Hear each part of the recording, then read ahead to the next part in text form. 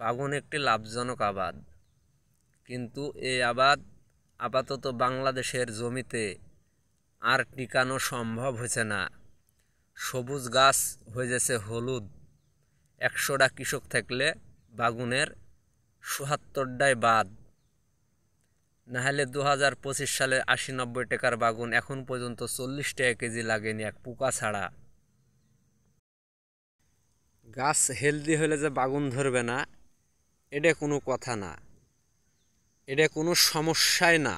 যারা সমস্যা মনে করবেন তাদেরকে আবাদ করতে হবে না।